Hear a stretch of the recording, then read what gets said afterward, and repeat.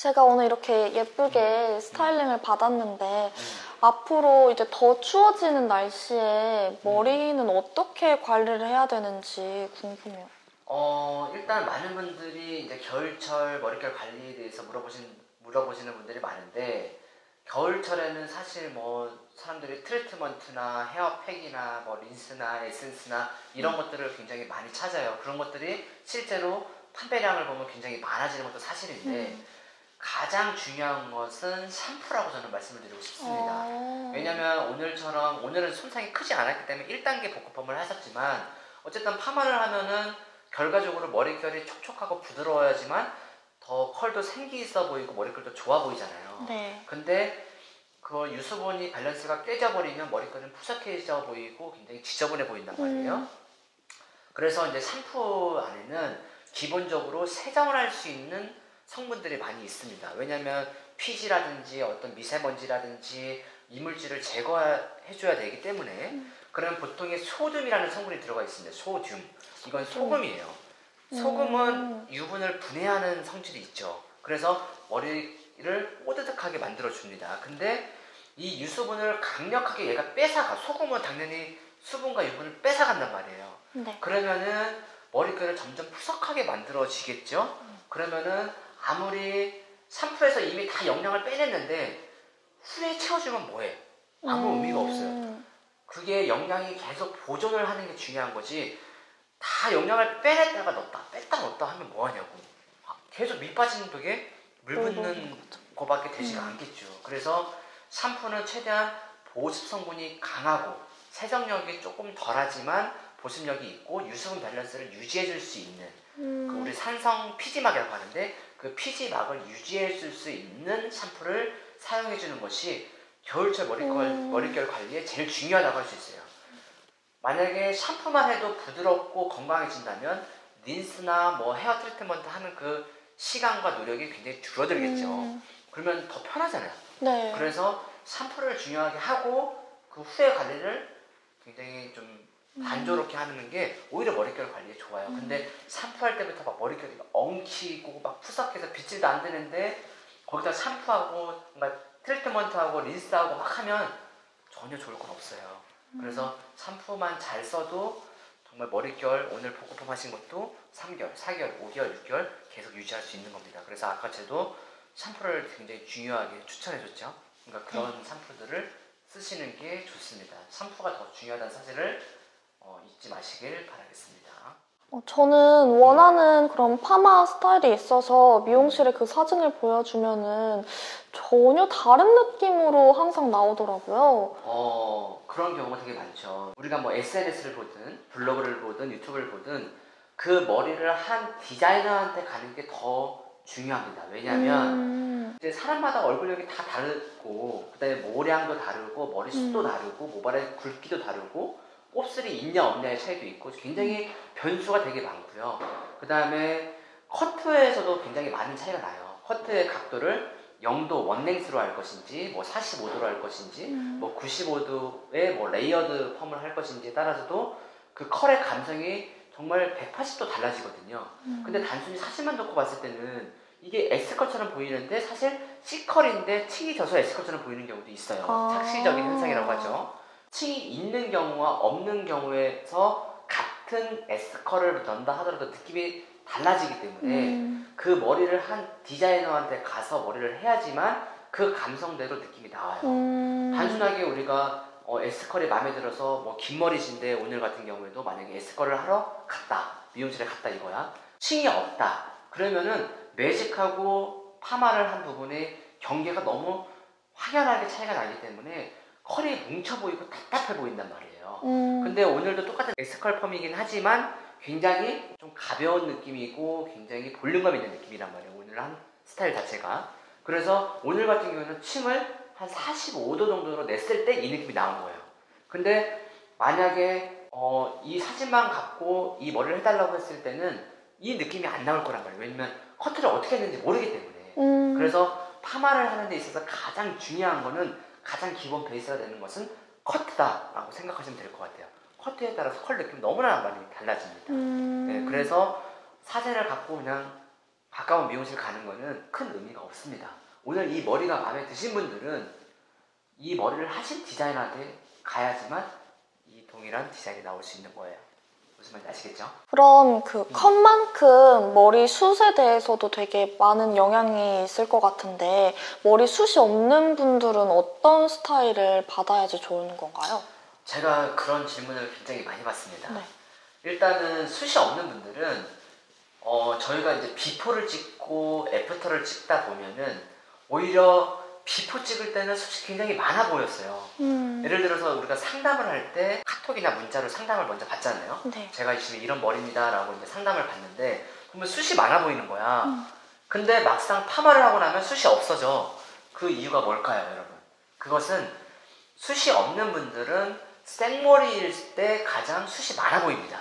그래서 일종의 숱이 없는 분들이 만약에 이렇게 위에서부터 만약에 S컬을 했다 이렇게 가정을 하면은 굉장히 소라머리처럼 그 모짜르트 머리. 막 이런 머리처럼 이렇게 돼요. 이렇게 따로노나 우아하고 풍성한 느낌이 아니라 마치 소라머리처럼 하나하나 마치 비 오는 듯한 느낌으로 이렇게 스타일링이 되는 경우가 굉장히 많습니다.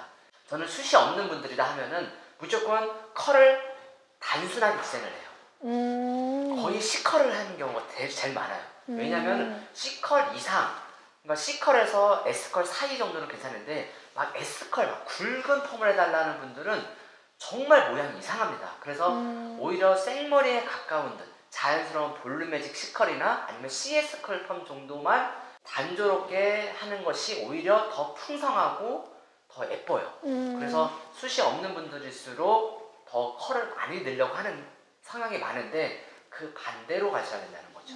반대로 하셔야 됩니다. 그래서 만약에 이제 숱이 없는데 나는 굵은 웨이어를 하고 싶다. 만약에 그런 경우라면 붙임머리를 권해드립니다. 붙임머리를 하면은 볼륨이 없는 분들, 숱이 없는 분들이 굉장히 숱이 많아 보여요. 그리고 그 상태에서 펌을 하면은 굉장히 우아한 펌이 나옵니다. 하지만 붙임머리를 하지 않고 하는 경우에는 C컬 정도를 추천드린다라고 보시면 될 것 같아요.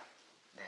안녕하세요, 모토리입니다. 안녕하세요, 홍서아입니다. 네, 오늘 고객님께서 인생을 살아가면서 5손가락이 안에 들 만큼 미용실을 거의 안 다녔다고 하시더라고요. 그래서 왜 미용실을 안 갔는지 그 이야기를 한번 해주세요. 사실 제가 긴 머리를 좋아하는데 저희 엄마는 저를 항상 단발머리를 만들고 싶으셔서 엄마랑 이렇게 미용실을 갈 때마다 눈 떠보면 항상 머리가 짧아져 있더라고요. 그래서 그때 어렸을 때부터의 그 쌓여온 트라우마 때문에 좀 미용실 가는 게 두려웠었고, 그래서 고등학생 때까지는 제가 스스로 머리를 자르고 그랬었거든요. 그러다가 이제 제가 입시를 하면서 여러 샵을 다니게 됐는데 그때마다 좀 보통 머리를 해주시면 볼륨을 당연스럽게 넣어주시잖아요. 근데 볼륨을 넣는 이유가 저는 얼굴이 더 작아 보이기 위해서 하는 거라고 생각을 했는데 할 때마다 얼굴이 더 커 보이더라고요, 저는.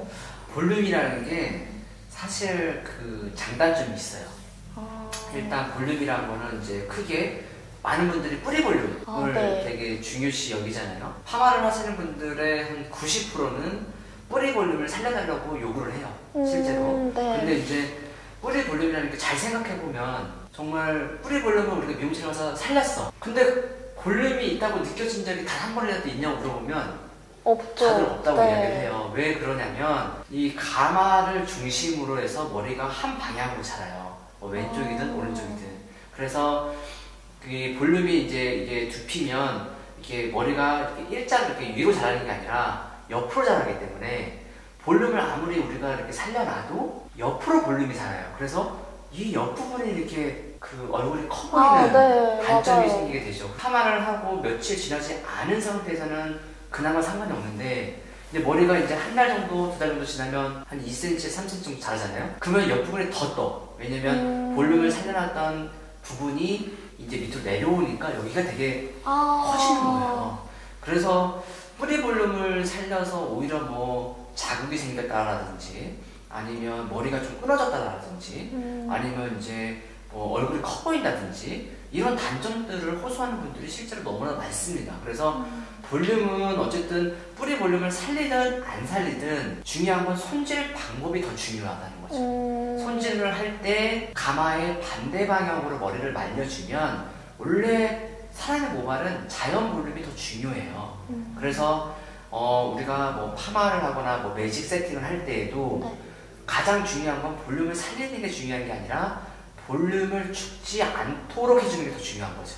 아, 네. 우리가 항상 매직하는 거에 대한 두려움이 있어요. 막연한 두려움. 뭐냐면 촥 달라붙을 것 같은 느낌인 거죠. 옛날에는 그렇게 했어요. 실제로 매직하고 나면 진짜 막 달라붙었잖아. 맞아요. 근데 요즘에는 그렇게 안 해요. 그래서 볼륨을 살리는 것보다는 죽이지 않는 게 더 중요하다. 그리고 볼륨이라는 거는 그 관리, 손질하는 거에 따라서 달라지는 거기 때문에 굳이 우리가 돈을 더 추가하면서 일부러 볼륨 펌을 할 필요는 전혀 없다는 게 내 생각이고, 실제로 드라이를 할 때에도 이쪽 뿌리 볼륨은 안 살려요. 아. 네, 왜냐면은 동양인들의 이제 얼굴형을 보면 보통 이제 세 가지 분류가 되겠죠. 얼굴에 긴 사람, 그 다음에 얼굴에 동그란 사람, 얼굴에 각져 있는 사람, 이렇게 이제 세 가지 분류가 되는데, 대부분은 달걀형은 거의 없어요. 대부분은 광대가 튀어나오든지 턱이 튀어나오든지 둘 중에 하나야. 그러면은 보통 각진 얼굴이란 말이에요. 각진 얼굴에다가 이 볼륨을 이렇게 살리면 더 얼굴이 각져 보여요. 뿌리 볼륨은 얼굴도 길어 보이고 각져 보이고 오히려 단점이 부각돼. 그래서 보통의 한국 사람들 대부분의 헤어스타일도 그렇고 우리 라보네어에서 하는 파마 스타일도 거의 마찬가지겠지만, 뿌리 볼륨을 중요시 여기기보다는 이 턱선의 볼륨을 되게 중요시 여겨요. 그래서 실루엣 자체가 여기는 그냥 자연 볼륨으로 이렇게 좀 살아서 내려오고, 그 다음에 이쪽에서 볼륨이 살아서 얼굴을 좀 자름해 보이고 이 각진 부분을 가려주면서 컬이 이렇게 바깥으로 이렇게 굵은 뭐 C컬이든 S컬이든 이렇게 형성을 하는 게 가장 이상적인 스타일이 돼요. 그래서 볼륨은 뿌리 볼륨이 중요한 게 아니라 사실 우리 한국 사람, 동양인에는 이 턱선의 볼륨이 더 중요하다. 그래서 우리가 뭐 인스타나 뭐 이렇게 보면은 보통의 이 매직 스트레이트야 파마의 느낌이 아니라 이쪽 볼륨을 굉장히 중요시 여기는 스타일링이 되게 많아요. 실제로 그런 미용실들이 손님이 되게 많아. 왜냐면 딱 보더라도 되게 예뻐 보이거든요.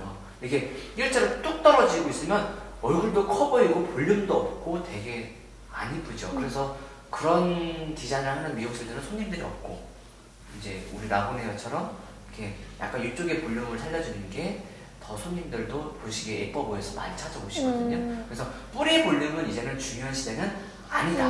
그건 옛날 얘기. 뭔가 물론 중요한 사람도 있습니다. 얼굴이 동그란 사람들은 뿌리 볼륨이 중요해요. 그렇지만 그런 사람들은 거의 없다. 한국 사람들은. 그렇기 때문에 뿌리 볼륨보다는 턱선의 볼륨과 굉장히 예뻐 보이는 그런 느낌의 펌을 하는 게 좋다라고 볼 수 있어요. 얼굴형에 따라서 볼륨의 위치가 그쵸. 달라진다는 맞아요, 거죠. 맞아요.